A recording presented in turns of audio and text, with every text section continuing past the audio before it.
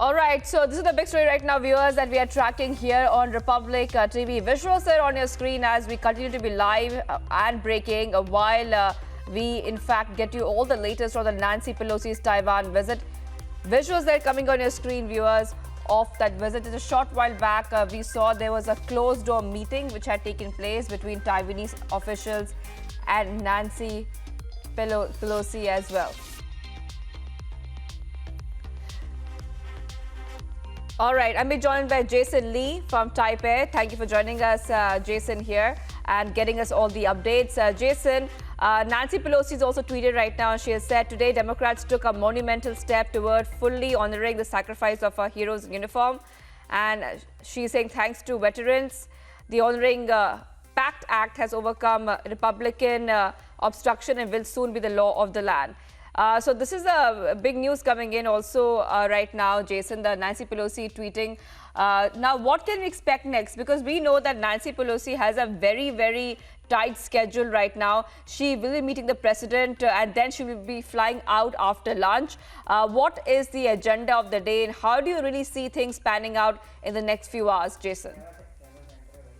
I expect them to talk about a range of issues, but she'll probably keep it very general and safe. I think that her main purpose is just to make an appearance.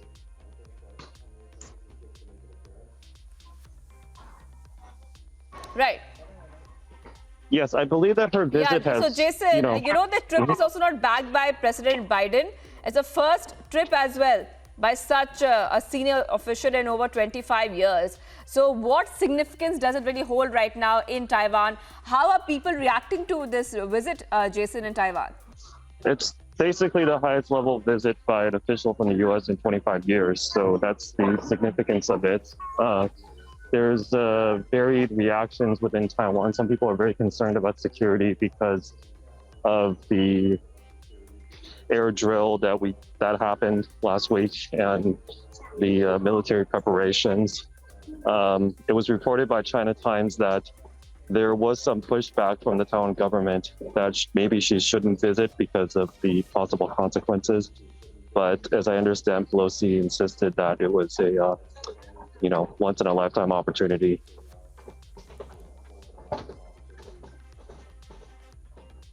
Jason, the Chinese army will be holding a military exercise in and around Taiwan. That's the news that we had got last night as well, where they're clearly saying we will be holding drills.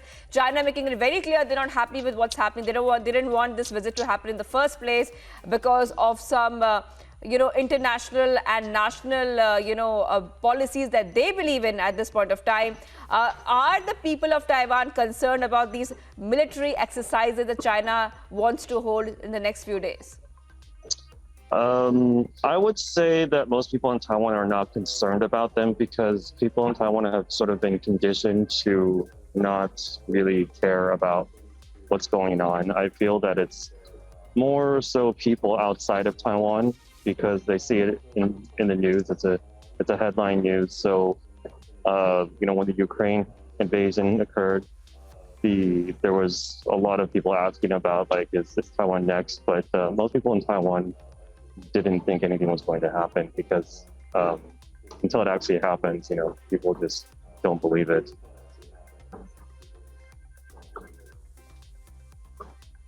Right. Also, Jason, U.S. says there's no need to turn the visit into a crisis. As you can clearly see, Jason, and we can tell our viewers the same thing as well, that the visit has, in fact, has multiple angles to it. One is that she arrived in Taiwan, then she visited the parliament, and she will be meeting the Taiwanese president as well. So that's something, Jason, that we want our viewers to also get every detail and minute of when it comes to the updates. But U.S. is saying again and again, there's no need to turn the visit into a crisis. That's a very important point that U.S. had made. And John Kirby, who is the Pentagon spokesperson, said that America supports the status quo. So what does that really mean, Jason, when the Pentagon spokesperson says America supports the status quo? At the same time, they're saying we do not want to turn into a crisis. But on the other hand, we're seeing that Nancy Pelosi is also visiting Taiwan. So multiple statements coming out there. What do you really make of it?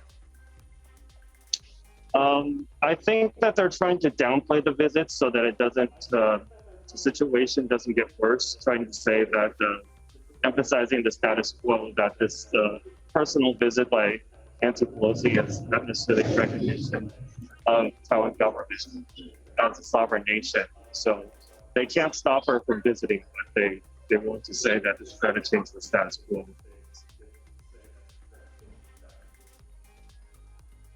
Right. Also, Jason, the Hong Kong leader has hit out at Pelosi's Taiwan visit. He has said, and such a move betting on and in contempt of the well-being of more than 20 million people in Taiwan is extremely selfish. So we are seeing Hong Kong there hitting out, calling the move by the US of Nancy Pelosi visiting Taiwan at this point of time as extremely selfish. A lot of brickbats being received by certain nations. At the same time, we are seeing that some nations are supporting the US. What do you read out of this? Is it like a war of words which are happening right now between different factions or different, groups at this point of time? And do you think this might escalate in the next few days? Or do you think that it might, be managed? Because at this point of time, we do not want, a kind of escalation of this issue, and like US has also said, they want to manage this so-called crisis as soon as possible. I don't expect it to escalate because she's leaving after lunch. So the statement from the Hong Kong leader was just, that's just him doing his job. So he has to say that.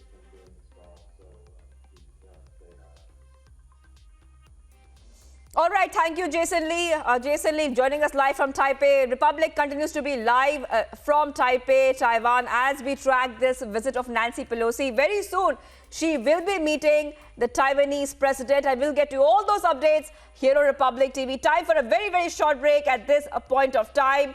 And the other big story, remember, that we have been tracking here is that the US right now has issued cautions to its citizens after Zawahiri strike warns of Al-Qaeda's possible revenge attacks. That will be one of the top stories we'll be tracking after this short break. Stay tuned.